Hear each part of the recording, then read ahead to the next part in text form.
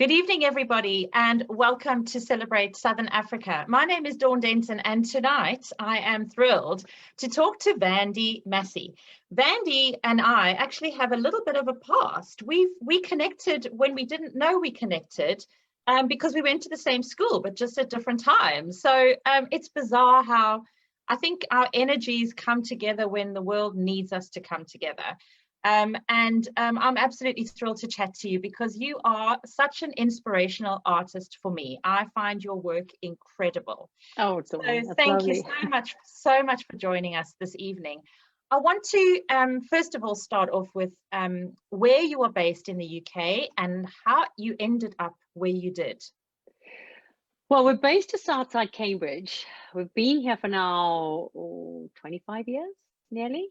It's almost 25 years.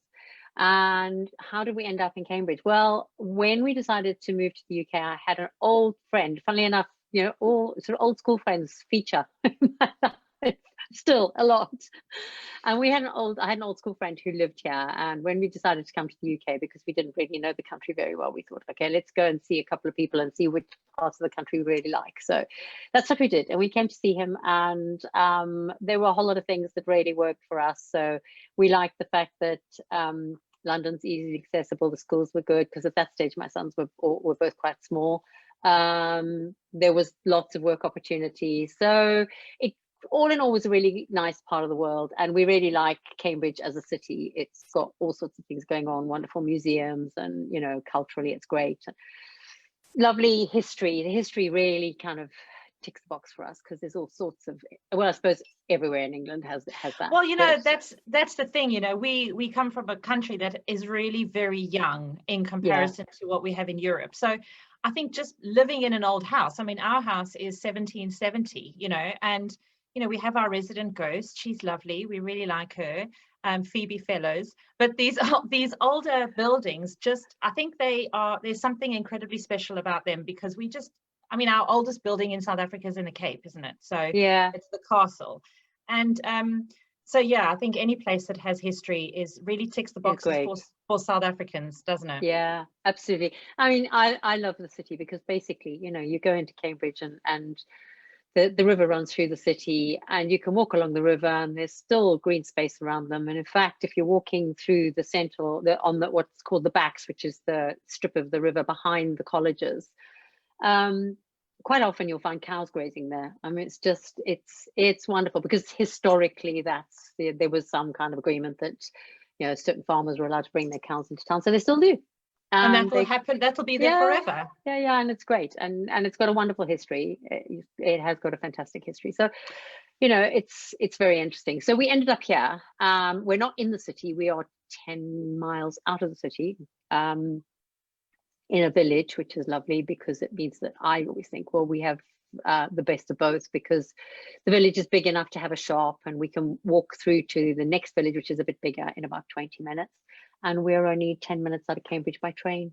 So it's about an hour out of London. You'll be very happy to know that I support Cambridge in the boat race. Oh, good.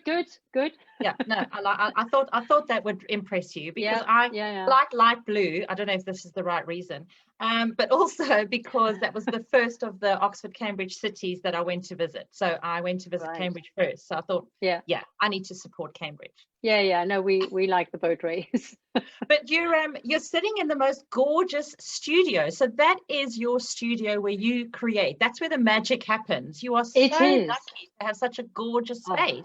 I feel enormously privileged to have the studio. I have to say, when I started painting, it was initially in a bedroom upstairs. I think a lot of people do that, and even then, some people don't have a dedicated room to work in. But I only started painting when my eldest son had left home, so I annexed his bedroom. I said, right, that's it, that's mine. So you only started quite recently. I mean, how long? So it's about 11 years now. About 11 years. You just went one day, I feel like painting, or how did it all happen? Yeah, well, I tell you exactly when it all started.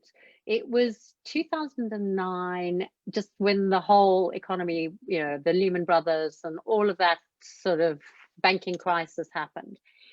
And I had set up a small business 20 years ago now, software business, which we still run here from the house, because basically Mark and I run it together.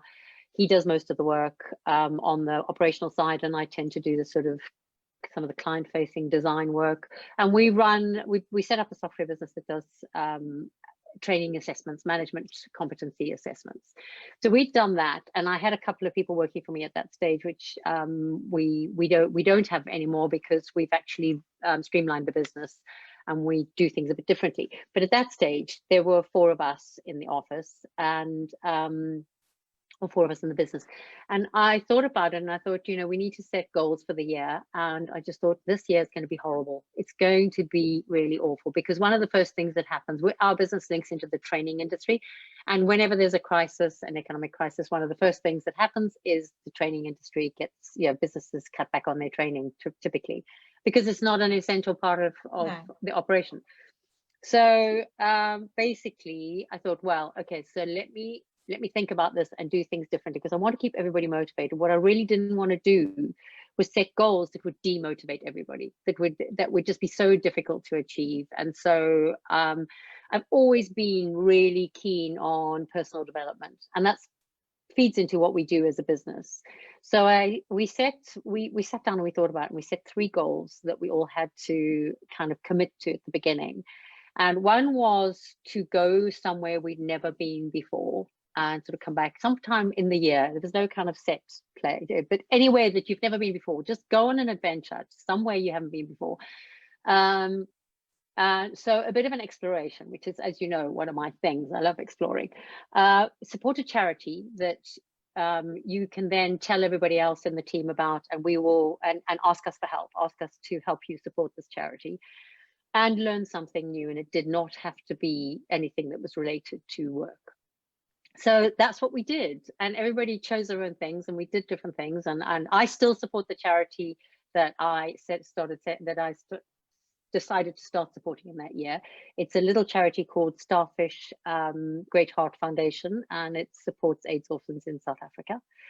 And so I still support them. And yeah, the thing I decided to learn was to paint, and I was inspired to paint partly because everything I was doing was analytical, because a lot of what we do is data driven within the business. And I wanted something that was actually creative in a totally different way. My sister is an artist. She's a graphic designer. And I've spent my life looking at what she does and thinking, wow, wouldn't it be amazing to be able to do that? So I was really inspired by what Laurie does. And I have some other artist friends who inspired me as well. And so I thought, I'm going to have a go. So I did. And I loved it. And I was quite prepared to just have a go and think, well, okay, been there, done that, not for me. Because there are things that we all try that just don't. And sometimes you need to try it to know that, because you wouldn't know that unless you tried. You just sit there thinking, I'm sure I could, or maybe I could. So, wow, I think, I mean, just considering you've only been doing it really for about 11 years. Yeah. So it's been a quite a journey, but it's been enormous fun. But do you feel like an artist then, or does it still no, it's just a hobby? It took me years to be able to sort of call myself an artist. I felt like such an imposter, and still do sometimes. Sometimes I'll and it's really strange. Sometimes paintings just work really well and really easily, and they just click and they flow and it's great. And other times it's a battle, and then you think, oh, but you know what, I think that's the same with anything. I'm sure, even a writer, someone will sit down and start writing a story, and they'll get this amazing story out, and other times it's like, oh, do I have to even turn the computer on? Like, I really have no inspiration. It just depends. So I think that's completely normal. Yeah, I think one of the things I really love about it is the fact that and I can now call myself an artist. It is part of my identity. I think the other thing is that when I first started, because I have a number of different things that I do, and art is one of them. I also do some work in the investment world. I do some work in the online training world, where with our management assessments. So my world is multifaceted, and so initially I was worried that actually, if that I couldn't really call myself an artist because that would devalue somehow all the other things I did. And then I thought about it, and eventually I thought, no, that's ridiculous, because actually I am not just a single dimension person. I have, and we all have so many things that are parts of our lives. So why would you only identify yourself as one thing? I remember having an interesting meeting in London. It was hilarious, actually. I went to see a company who were looking for some investment, and this was with my investment work hat on, because I trained as an accountant initially, so I do quite a lot of work in that sort of space, in the business, just in the sort of business world, general business knowledge. And so I went to have an initial interview with this company because they were looking for investment, and I had some clients that I thought might be interested, and had the interview. They told me all about their business. It was done in London. And as I was leaving, the guy that I'd been talking to walked up to me and he shook my hand and he said, "Thank you very much for coming. I just have to ask you one thing. Are you by any chance related to the artist?" And there was a moment where I thought, how many people do you think are called Vandy Massey? It's not the most common name on the planet. And I just looked at him and I went, yeah, I am the artist. Oh, and he looked wow. really embarrassed and he went, oh, that's amazing. And he just kind of didn't quite know how to process it. But that told me something. So it was such a valuable lesson, because I thought that is so interesting, because there are people in the world who clearly do think of you, do need to put you in a box, one box. Yeah. That's who you are, that's what you do. And to be fair, the lessons from the world of marketing are, you should actually, when you're defining your products or your business or whatever it is, do one thing clearly, one message, all that kind of stuff. And so yeah. it is a little bit of a balancing act to sort of say, well, yes, I am a businesswoman, I have another aspect to my life, but I love painting, and it is, I paint every week, even if sometimes it's only like Sunday afternoon I get into the studio because, everything else has been frantic. When I can, and this year has been really different because I've not traveled, but a lot of the time I travel for work as well. But this year I've been able to get into the studio more often for shorter periods. So I've been able to say, well, end of the day, when I close off my computer, I'm going to go into the studio for half an hour and do some experimenting. Is that when you find that you're the most creative? Is that where you kind of get your inspiration? Or does it just come at any time? I think inspiration comes when you turn up in the studio, to be honest. I have ideas. I have lots of ideas in my head all the time. I mean, right now, I could write down 3 or 4 different paintings that I want to do, or 3 or 4 different themes and new explorations that I want to actually go through and experiment with and try. But I don't, some people, everybody's different. And some artists sort of end up saying that they get, literally, it feels like an itch in their head. There's this thing that they have to get down on paper. And I'm not like that. I'm not like that at all. For me, a painting is like a dialogue. I start working on something, usually with the core idea, but sometimes not. Sometimes it's just literally saying, I fancy playing with these 2 colors today, and stick them on paper, see what happens. And suddenly there'll be a spark and something will sort of come out of it. But I do think of it as a dialogue, because possibly because I work predominantly, or have worked predominantly, in watercolors or water-based media up to now. Why is that? Is that just something that you fell into, that you just kind of loved the medium? No, this is a typical me story again. I still have the book here somewhere. If I thought about it, I would have fished it out, but I don't think there's time now. When I started painting, my first exploration in painting was to go to some friends in France who had an art studio, and it's a couple who we knew, and we'd been there on holiday. And his name is Mark Dudson, and Mark Dudson had been the head of art at the school that my sons went to. And he and his wife took early retirement, went to France and set up a gîte, and we'd been there on holiday. And I knew that Mark had a studio that he had set up because he's a fantastic ceramicist and he paints in acrylics. And when I decided to do this, I thought, okay, where do I start? How do I start learning to paint? So I thought, all right, well, I know just the man to talk to. So I just dropped him an email and said, Mark, if we came over and, rented the gîte for long weekend, can you give me how much would you charge me to do some one-to-one tuition? I just want to kind of be put through my paces to see what I am capable of doing, and whether this is something that I have any affinity for or not, because I don't want to be doing something that just feels like an uphill battle forever, because then it's not going to be fun. No. I've got to see whether this actually feels like fun. And so we went over for 4 days, and it's a lovely place to be, because they're right in the middle of France. They're in a very quiet place. So there's lots of kind of it's very relaxing. And I spent 4 days in his studio painting, and we experimented with all sorts of things. He did some pencil work with me, some pastel work with me, some acrylics, and some watercolor. And my watercolor was just horrific. It was the worst part of what I've done. I've still got the sketchbook that he gave me to work in. And if I look back on it now, I can see exactly why it was so terrible. But and this is where I think you will also, especially because you haven't been, you didn't do like art at school, so you didn't just kind of fall into the art line, is I bet that you have seen your art progress and change. Absolutely. And evolve. Completely. And you must look at early things and go, ooh, did I think actually, if you don't do that, it's really interesting. I have artist friends that I sort of chat to, and we all kind of say, I found something I did 3-4 years ago, and I'm amazed that I actually put that out on in public. But actually, I don't think you should be ashamed of your earlier work. I think it's all part of your journey. It's part of your story. But I actually think the interesting thing is, if you are looking back on all the work that you did 3 years ago, 4 years ago, and you're not going, wow, I wouldn't be doing that today, you haven't really progressed. And one of the things I love, would possibly not progress a lot. It doesn't, everybody progresses at their own pace. So maybe 3 or 4 years is a bit unrealistic, maybe 10 years. But certainly when I look at my early stuff, in fact, sometimes I have almost the opposite. I'll look at something that I did 5 or 6 years ago, and I'll go, wow, I'm amazed I was able to do that then.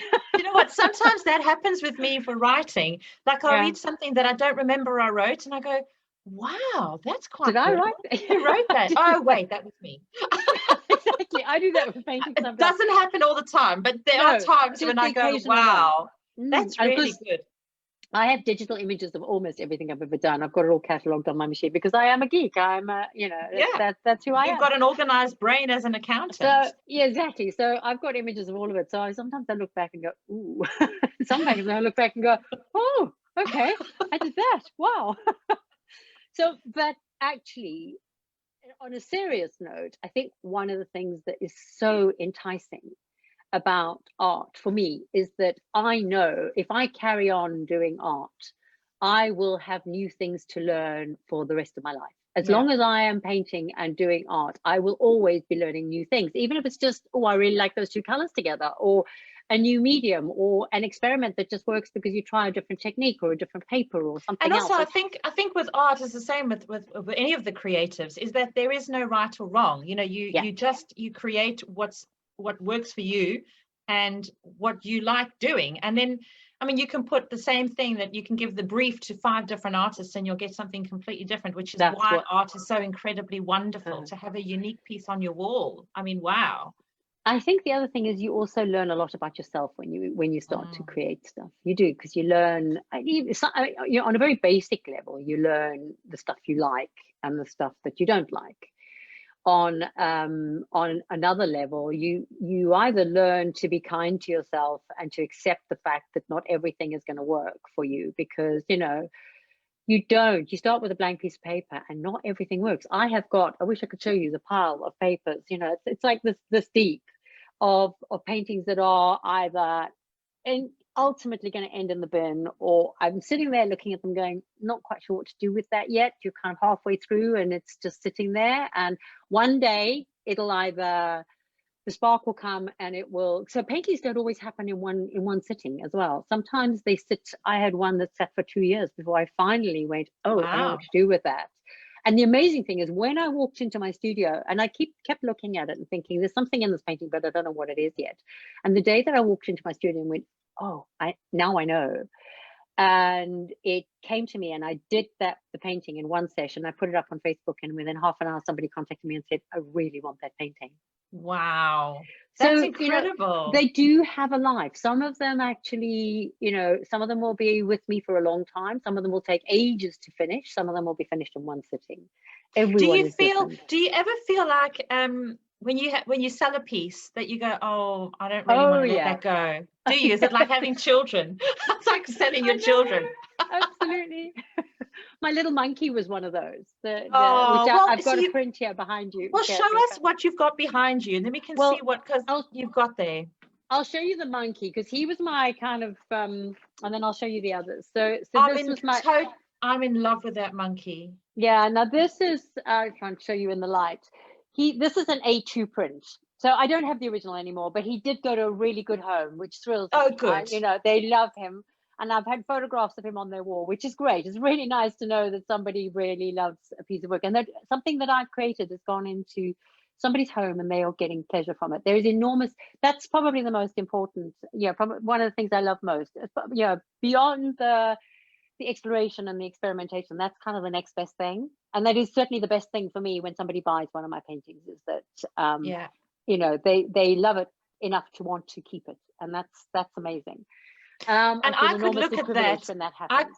I could look at that forever, simply because there is so much in his eyes and there's so much feeling, and he is just gorgeous, absolutely stunning. He was the monkey, that baby monkey we saw, and actually this was done from a photograph that Mark took.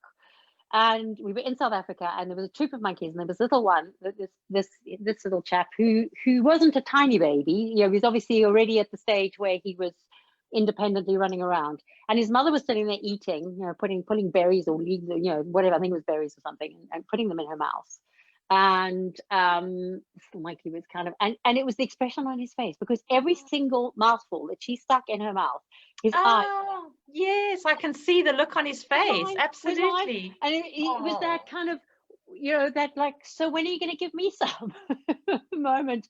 And he was literally, you could see him watching every mouthful going, and you know how little young animals do that. And that was him. That's why it's called anticipation, because he was sitting there just anticipating the first mouthful. He couldn't wait to get his first mouthful. I was going to ask you actually about the names of your paintings. So that do you just whatever the word is that jumps out at you, or the phrase, when you completed it, or do you kind of know what you want to call something? That the title only comes afterwards. It's kind of, I know what I'm painting. I mean, in his case, I knew I wanted to paint him, but I didn't kind of know what I was going to call him yet. So that was Bob the monkey. Bob the monkey. Exactly. So anyway, so there's Bob the monkey now. He's gorgeous. And I'm very pleased that I always I've got a big scanner, and I scan anything that I want to do as a print. I scan before I put it in a frame, and so I've got a massive file of the scan there. But on my limited edition prints, I only ever do 25, and they're all numbered. So everyone has a number at the bottom, so that they are limited edition, and they're not just sort of thousands of prints, because that doesn't feel, to me, that it's not what I want to do with my work. I want to have, even the prints need to have a limited run, and usually with a limited edition, I know there are people who do up to 250. Mine at the moment, I'm only doing 25 because I want them to be special. Yeah. So there's him, and then I've got I'm going to show you the big ones first, and then I'll show you a few little things that I think are quite fun. Yeah. So this is the other one, that's another I've tried to pick out some African ones for you today, because I thought the audience would Great. Fantastic. So this is the original painting of the wild dog, and this was done quite recently. I used a technique. I was actually working with an artist friend of mine called Steffi Butler, who teaches this technique, and it's liquid charcoal and watercolor combined. And it's a really interesting technique of sort of putting on and taking off, and it takes a bit of practice to work with it. But I just loved the kind of the texturing, because for me the texturing in this and there's a slightly lost and found element of it really resonates with the subject, because first of all, you've got, of course, all the painted wolf, the patterns on the coat, but secondly, it's how fragile this animal is, how endangered it is, and so I felt that this fragmented Wow. Lost and Found. Tells the story Really of tells the the story of not only one animal but the species. So that one's called Pictus on the Edge. Pictus is the sort of Latin name for the wild dog, and on the edge, partly because they are on the edge of they're critically, I think they're on the critical list, the endangered list. There are something like only 6,000 in Africa. It's a terrifyingly small number. I haven't got them at my fingertips, but I know I was talking about it the other day and looking it up, and it's very small. And so that was kind of what I wanted to do, because it is on the edge, but also because there are sort of lost and found edges in the painting. So there's kind of a dual meaning in that title. So that's the original painting, and so these are the little A4 prints that are available. Yeah. So I've got 3 sizes of prints, the same size as the monkey, and then the other 2. This is another liquid charcoal, and it's a kind of a very abstract landscape. And I just loved it because it looked to me like parts of Africa where you get the sort of hills, the distant hills at the top, and then as you go down, you've got ravines and gorges and trees, which, you know, the more you look at this, the more you see the sort of trees coming out in the detail, and it's one of those semi-abstract pieces that the more you look at it, the more you see. So that one's not up on my website yet, but I have. And what's that one called? Hasn't got a title yet. That one's still waiting for a title, but it'll be up there tonight. So I will, it will be. It's definitely an African landscape. It's literally, it's a scan today, so it's going to be brand new on the website. So when you paint something that's not African, do you feel that there's something in you that comes from your African roots, even when you're painting something that's completely not African? I think there is. I think part of it is the way I use color. I like bright colors, and I think that comes from Africa. So I tend, and I love landscapes and abstracts, but more landscapes, and my landscapes tend to be semi-abstract. So they do tend to sort of have an atmospheric element and an element of saying, I don't do work very often that spells everything out for the viewer. I tend to prefer work where there is a little bit of the viewer needs to do it. Yes, exactly. There's a bit of mystery, and the viewer needs to sort of work out what they. And also I paint a lot from my travels. So, and I love trees and landscapes. So I mean, these are just some greetings cards from some of my paintings. And so you can see this is actually Cornwall, but look at the colors. They're so African. Yeah, absolutely. Absolutely. Yeah. And then these were done from, also greetings cards, but these were done from a trip to Australia. So this is the Australian rainforest. But again, it's all about the landscape. It's all about the trees and the space. And when I first started painting, I knew that one of the things I wanted to do was capture the emotion of how I felt when I stood in front of a big, wide African landscape. And that for me was a big thing. That's what I wanted to be able to do. And, you know, my husband, Mark, takes photographs. He takes beautiful photographs. And whenever we go away anywhere, you know, we come back with hundreds. I mean, he will take hundreds of photographs every single day. So there are always a zillion photographs I could look at. And so, I mean, it's great because I can use them as reference photographs, but actually that wasn't what I wanted to create. That's his thing, and that's what he loves doing. And, you know, fantastic photographs of the landscape or places or the animals are always brilliant. I mean, you know, the little monkey is because he took that photograph. He saw it, he snapped it. I was watching it, but I didn't think to take out a camera. He always thinks he records the moment. So was photography the thing that he decided to learn that 2009? No, he's always done it. That's been something that's been his thing since almost all his life. I mean, when I first met him, you know, many years ago, back in South Africa, he was already taking photographs. So that's his life. Well, there's clearly a creative spark in the family, because you all seem to be very creative. You know, it's fantastic. Yeah, absolutely. Yeah. And I think, you know, things in terms of these little pieces that, you know, I was going to show you as well, but they're easier for the screen. These are look at those colors. Yeah. That is and again, so gorgeous. it's the African color, and they're in a sort of brushed brass, slightly distressed brass frame, which is kind of will go anywhere. and it's a sort of instant hang it up thing.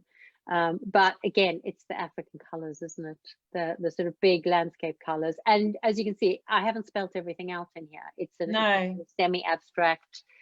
So it's those sorts of things. And then I kind of, these little ones, the other thing I think is quite interesting is to do small things like this, where in a small box, when you look into it, it's like there's a world.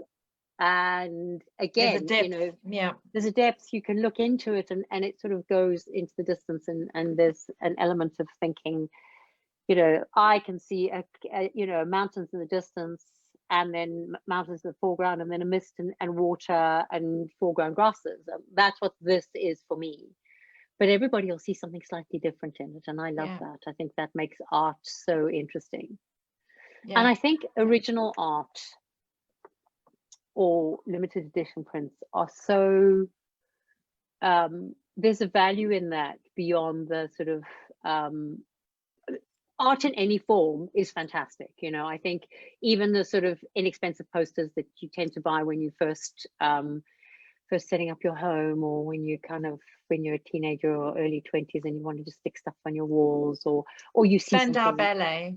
Yeah, exactly. Or you see something. We all had our particular theme. We were allowed at boarding school. We were allowed one poster, and I think I had one of like big red lips and lipstick or something. I was very girly. But, I know. Yeah, exactly. You know, so there's that kind of art. But then I think as you develop a bit more sophistication, there is an element of actually wanting to.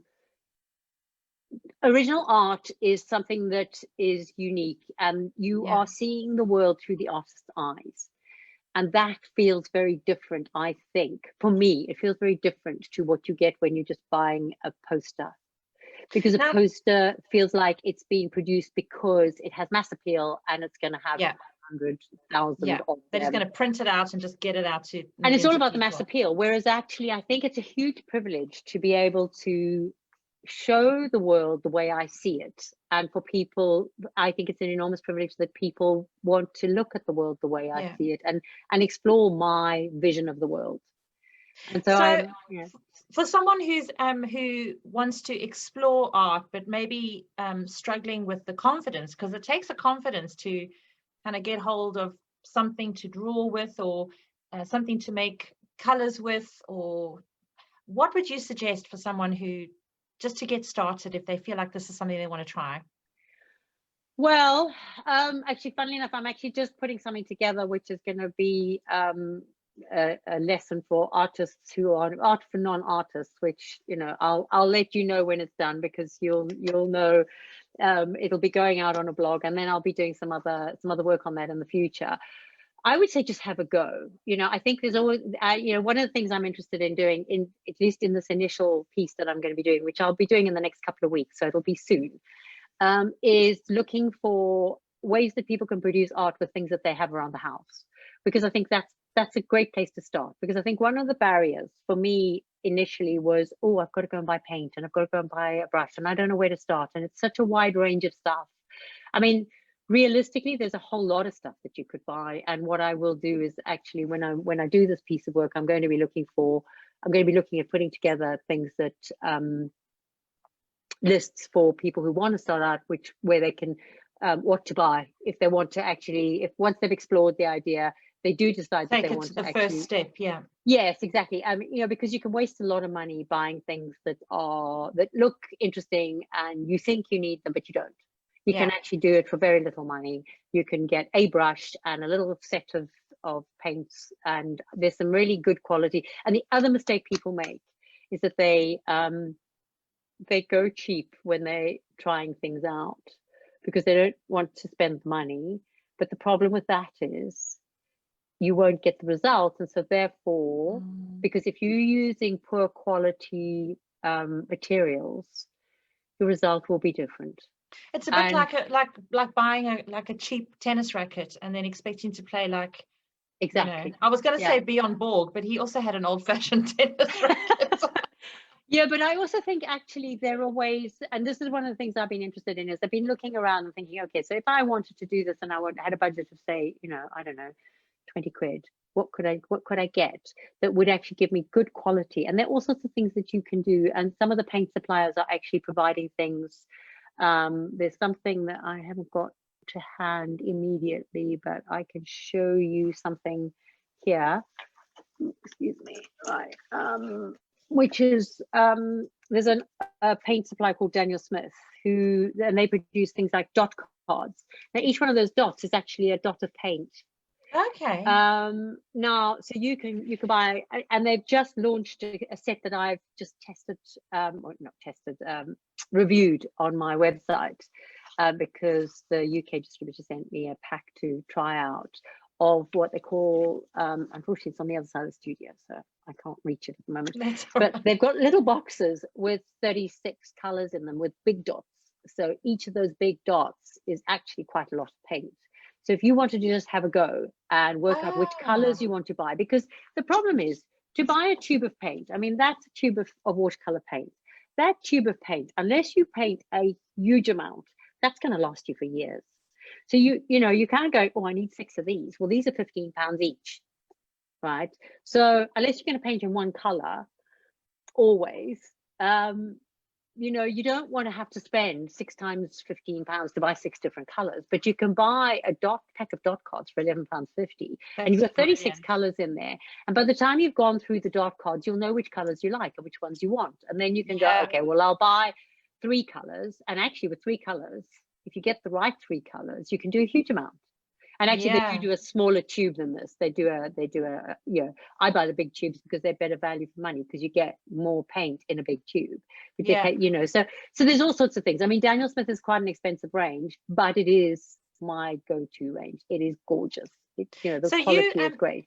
You did mention that you have a blog, and you obviously cover a lot of your experiences and stuff. So what is your blog, and how can people find out more about, do you have an email list that people can sign up to find out? Yeah, I do. I do a blog post. At the moment, I'm doing a blog post every week, and I do a newsletter every week. And my newsletter has little art boost. I call it a weekly art boost. It goes out on a Sunday, and I just usually have a little video in there of something arty or something creative. It isn't always necessarily painting. Sometimes it's dance, sometimes it's visual art, sometimes it's an interview like this. But so there's a video element, there's something that links back to one of my old Instagram posts. So what I tend to do is I try and theme them. Usually I'll then link to the blog post of the week.